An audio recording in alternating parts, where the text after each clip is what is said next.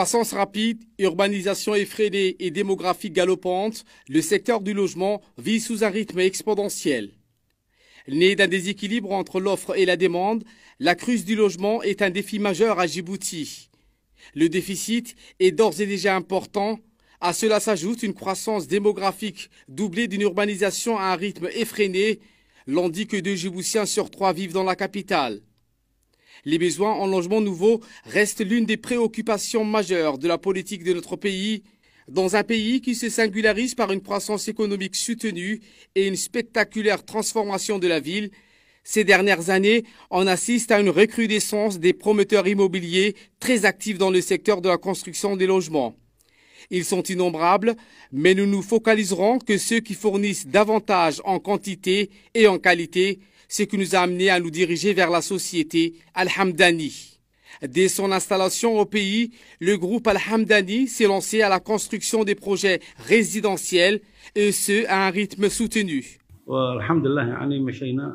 Nous avons mis en œuvre les premiers projets dans les quartiers BK12, à savoir les projets Raouabi Djibouti, composés de 258 villas. Environ 200 villas ont été déjà construites pendant les premières et deuxièmes phases, tandis que la troisième phase est toujours en cours de construction. Ce groupe privé a opté à une politique de logement dite vente immobilière auprès de la banque.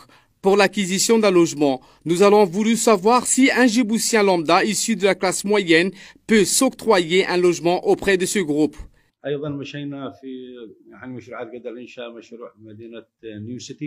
Nous avons des projets en cours de mise en œuvre tels que les projets de la nouvelle ville, qui comprend principalement 214 villas. Et nous avons jusqu'à présent mis en œuvre 55 villas en un an. Et le projet est toujours en cours selon les calendriers. De l'autre côté, nous avons également construit 500 logements pour les forces armées.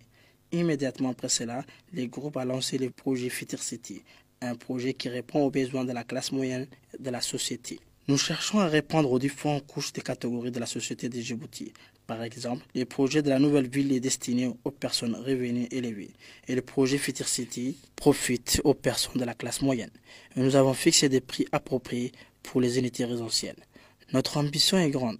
Nous sommes impatients d'investir davantage dans le secteur immobilier à Djibouti à l'avenir. Nous prévoyons de cibler tous les segments de la société.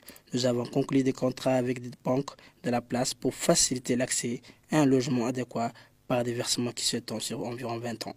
Ces partenariats avec toutes les banques de Djibouti, dont la première et la BOA. Le groupe a également répondu à l'appel à la solidarité nationale pour financer le logement au profit des catégories les plus vulnérables, personnes insolvables et handicapées.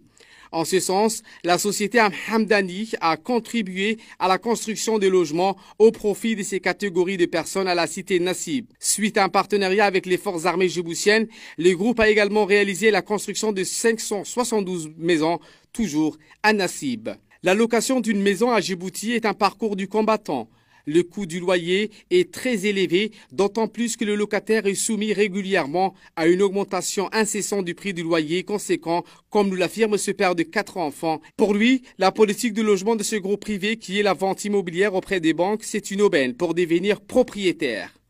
C'est une alternative intéressante pour les gens qui n'arrivent pas à constituer ou à épargner des fonds propres pour l'acquisition d'un habitat.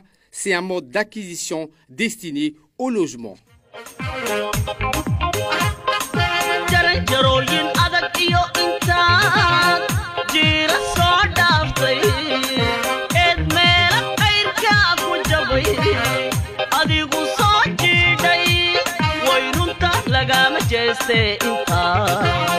Jariya bur fanatay